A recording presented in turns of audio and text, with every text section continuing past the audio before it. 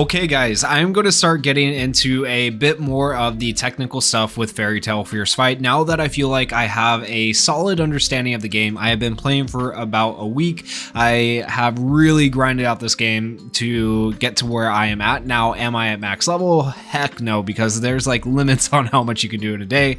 I am at level 36 now. I'm still trying to get to level 40, level 45. I would like to get there hopefully soon, but it's just you're limited with stamina and stuff. So it makes it difficult to get there quickly unless you're going to spend a lot of money.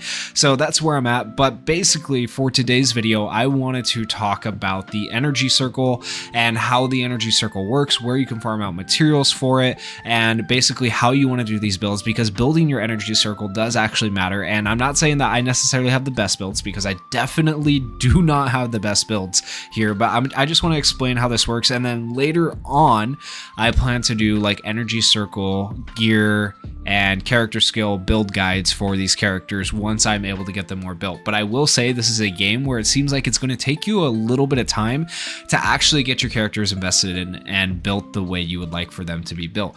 So to start off with, let's talk about how you are able to unlock these slots for the energy circle. You can do that by crystallizing, which you click this button down here, and there is level caps, okay? So you can only crystallize to a certain level once you've reached a certain wizard level. So right now, my wizard level is 36, and in order to crystallize this past level 30, I have to be at level 40 for my wizard level. So keep that in mind. You will get like level capped at a certain point, which is where I'm at right now.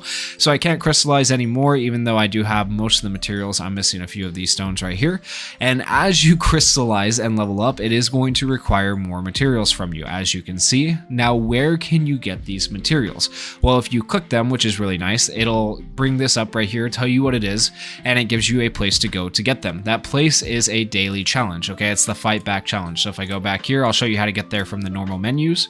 We're in wizards right now, so if we go down to daily and we go to fight back, here are the fight back challenges. You have power crystals, agility crystals, wisdom crystals, versatility crystals. Each type of character requires a different type of crystal, so keep that in mind. Make sure you're getting the type of crystal for the character that you are working on.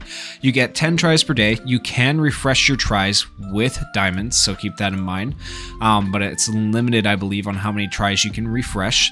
And so as you go up in difficulty, the rewards will change. So at difficulty level 1, right, you are only going to be able to get those 10. As you continue upwards through the difficulties, you're going to get these other crystals and stuff like that that are going to allow you to further your crystallization. And the further you get in level on your circle, the more slots you will unlock. So we'll get back here to the circle. As you can see, all of them are unlocked here at level 36, besides the last one. This is slot number 5, and slot number 5 is still locked because I am not at level 40 yet. Okay, so once I get there, I will be able to unlock that slot. Now, if we go into the energy circle here and look at the character, you are able to see the different orbs you have for each slot. So this is slot 1 right here. This is slot 2 right here. This is slot 3. This is slot 4. This is slot 5 that's locked. And this is slot 6. Each slot does actually play a different role in the stats they give you, okay?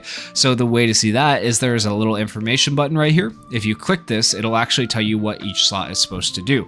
So some of the slots vary and some of them don't. For the slots that don't vary, you can't change the permanent stat, okay? So like slot number 1 is enhanced attack. So if we take a look at this crystal here, you'll notice we have enhanced attack, okay? But slot number 2 has options. You can either have enhanced attack, defense, or HP. So if I go to slot 2 right here and look at what I have enhanced attack on Cobra. But if I was to look at one of these other ones, this one is HP, as you can see. So on slot 2, you can build a character for attack, defense, or HP. So depending on the type of character, you might want to build them a different way. So Cobra does a lot of attack, so I have an attack orb on him. Whereas Guild Arts, on the other hand for me, has a lot of defense. So I have a defense orb on him. And that makes sense to build him towards defense, right? So different characters, you're going to want to build different ways with different orbs. Hopefully that makes sense to you guys. And then so slot 3 though, that is enhanced defense. Can't do anything about that. That will be the same for all characters, right? So if we go to slot 3, enhanced defense, just so you guys can see it. And then slot 4 is another one of those that you can change, so you can get HP, defense, or crit resist. In this case, for Cobra, I don't think it really matters. I'd probably just go flat defense. I feel like flat defense is going to be pretty good overall for characters, better than crit resist and HP. I could be wrong. I'll have to test that out a little bit more in game to actually find out which one of these is the best, so don't take my word on that just yet. I'll go more into depth on that when I get into build guides a little bit later on.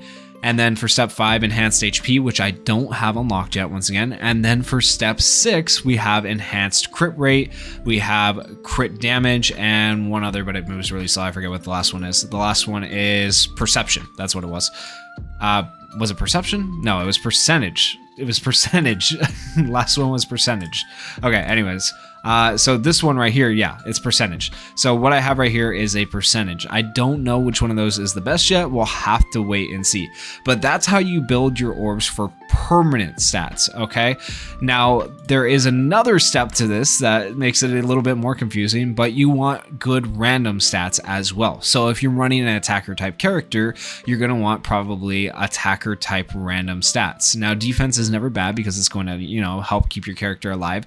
But ideally, like, penetration is great on Cobra, but the defense isn't. Like, I feel like I'd rather have attack there, right? But these stats you don't really control, so keep that in mind, and you can have a different amount of random stats. That's the big thing, okay? So notice these ones only have 2, this one only has 1, and this one has 3. So ideally, you're going for one with 4 random stats, because 4 random stats is the best. You can have up to 4. And as you enhance and upgrade your stones, you can actually end up increasing the amount of numbers for one of these things, or adding an extra stat. It's random, you don't know, but you can end up actually adding stats to stones. So that's something important to keep in mind, okay? And last but not least, when it comes to your stones, there are different like grades to the stones. So you can see this is a 1-star stone right here. It's not as good as a 3-star stone. 3-star stone is going to have better random stats, better stats overall. So plus 111. This one has plus 149, but that one was defense. This one's attack. Okay, I need to find an attack stone to actually show you. So there, where is, I need like a 2-star. Let's go here. This will be easier. So 1-star attack stone plus 35 versus the 3-star attack stone. That's plus 111. Okay, so that's an example of how a 3-star is better than a 1-star. And if I was to go to the defense slot, right, you'll see that we get plus 149 on a 1, but on a 4, we get plus 266, right? So the more stars, the better for your stats overall. And the top of the line when it comes to stars is going to be 6 stars. Okay, so you want a 6-star orb if you can. You won't get those until later game, and you are going to have to farm them out. Now the question is, where do you farm out the orbs, whether they're 3 stars, 2 stars, 6 stars, whatever, okay? So you can get some from the main quest. You'll get them in just as you go through the main quest. That's pretty simple and straightforward, right? Go through the main quest, you'll get some. And the other place you can get them is in the challenge mode. So if you go to challenge and you go to Pandemonium. Pandemonium is something that is going to switch throughout the week. You'll be taking on different bosses, but you can see they will give you orbs. As you increase the difficulty for Pandemonium and get further into it, you will be able to unlock higher tiers of orbs. So right now with where I'm at, I am definitely not able to get 6-star orbs, okay? But as you increase that, it'll get easier for you. As you level up your wizards, it'll get easier, and then eventually it won't really be an issue to clear Pandemonium on a higher difficulty and just farm out your orbs each day. That's more of an end game thing when you're able to actually get the 6-star orbs. So for now, just use whatever orbs you can. Try to build your character the way you want them to be built, whether that is going to be for defense or, in Cobra's case, attack, or if you're going to build them for HP. It kind of just depends on what you're going for on your character. But that is pretty much everything for the energy circle. Hopefully that helps you guys understand it a little bit. It can be a little bit confusing if you are a new player like myself. Like, I struggled to understand that at first. It took me a little while to go through. I'm like, how do I want to build this character? Does it matter what orbs I put in here? So on and so forth, right? And you can, of course, enhance orbs. You can see +3. Last thing, I did forget one thing. You can enhance, the max enhancement level for an orb is 15. So once you get an orb to +15, you are done. That is the max enhancement you can do for it. And that is pretty much it for the energy circle. Hopefully this helps you guys out. And if you guys did enjoy the video, please consider going down there, hitting that like button, hitting that subscribe button, and thank you guys so much for watching. Peace.